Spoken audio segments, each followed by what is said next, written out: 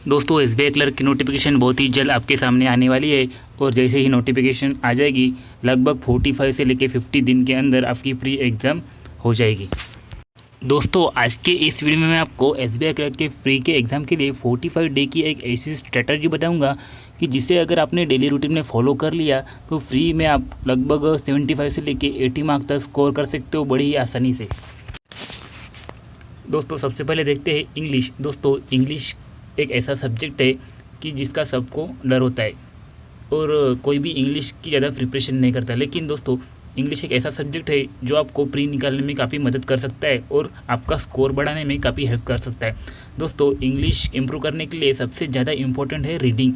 अगर आपकी रीडिंग काफ़ी अच्छी है और आप डेली बेसिस पे रीडिंग करते हो तो आपके इंग्लिश में काफ़ी अच्छे मार्क्स आएंगे।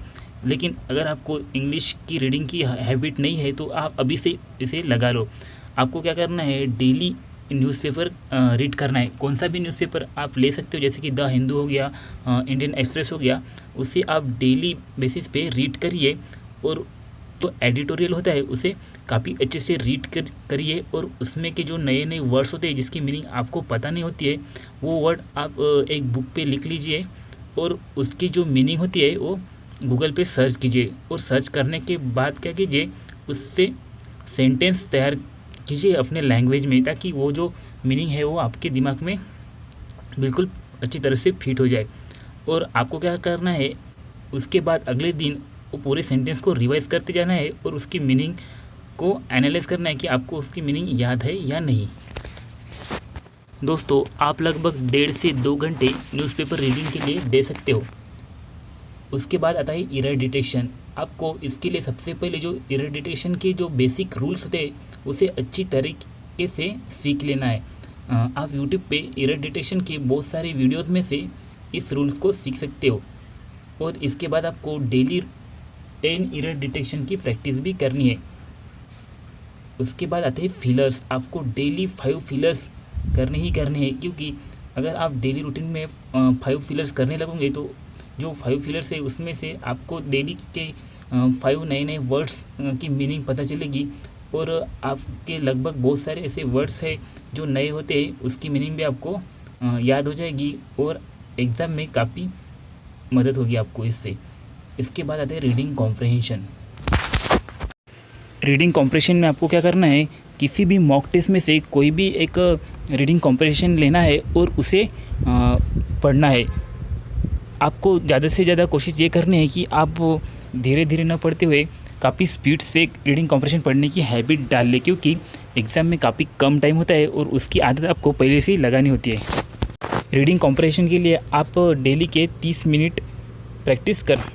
दोस्तों अब हम रीजनिंग की स्ट्रेटजी। दोस्तों रीजनिंग एक ऐसा सब्जेक्ट है जो काफ़ी एस्पायरेंट्स का फेवरेट सब्जेक्ट होता है, लेकिन उसमें भी अगर आपने डेली बेसिस पे अच्छी प्रैक्टिस की तो आप कम से कम टाइम में मैक्सिमम मार्क्स रीजनिंग में ले सकते हो।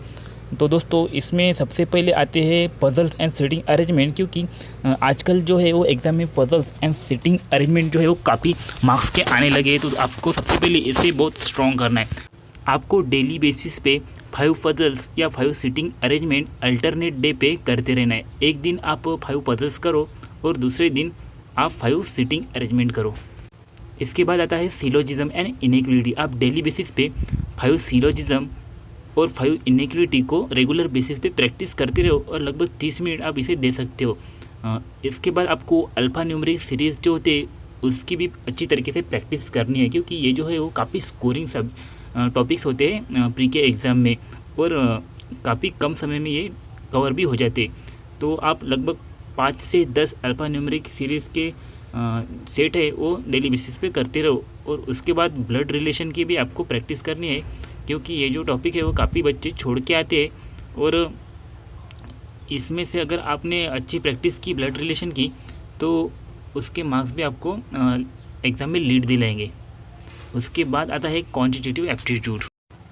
दोस्तों आपको अगर फ्री की एग्ज़ाम निकालनी है तो क्वांटिटेटिव एप्टीट्यूड भी आपका स्ट्रॉन्ग होना काफ़ी ज़रूरी है, क्योंकि दिन ब दिन कंपटीशन बढ़ती जा रही है और आपके तीनों भी सब्जेक्ट स्ट्रॉन्ग होना काफ़ी ज़रूरी हो गया है। तो क्वांटिटेटिव एप्टीट्यूड में अच्छी पकड़ बनाने के लिए आपको डेली बेसिस पे simplification, number series and quadratic equation की प्रैक्टिस करते रहना है। आप डेली 10 से 20 सिंप्लीफिकेशन कर सकते हो। अगर आपको ज़्यादा टाइम मिला तो आप इससे ज़्यादा भी कर सकते हो। नंबर सीरीज भी आप 10 से 20 डेली रूटीन पे कीजिए, क्वाड्रेटिक इक्वेशन भी 10 से 20 डेली रूटीन पे कीजिए।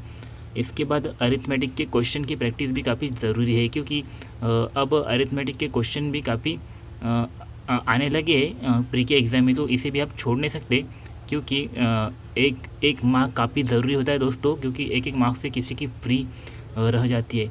तो आपको डेली बेसिस पे 5 से 10 अरिथमेटिक के क्वेश्चन करने हैं, और उसके बाद डेली आप 1 से 2 DI यानी डाटा इंटरप्रिटेशन की प्रैक्टिस कर सकते हो।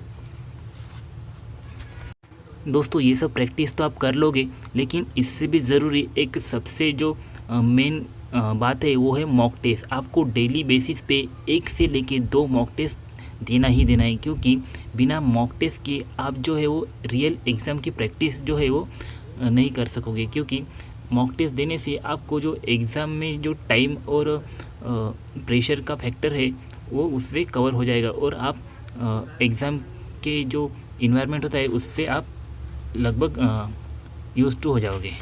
तो आप डेली रूटीन में 1 से 2 मॉक टेस्ट दीजिए, और मॉक टेस्ट देने के बाद ऐसा नहीं कि मॉक टेस्ट देने के बाद उसे छोड़ देना है, आप उसे एनालाइज भी कीजिए, और एनालाइज कीजिए कि आपका कौन सा वीक सेक्शन है, कौन सा स्ट्रॉन्ग सेक्शन है।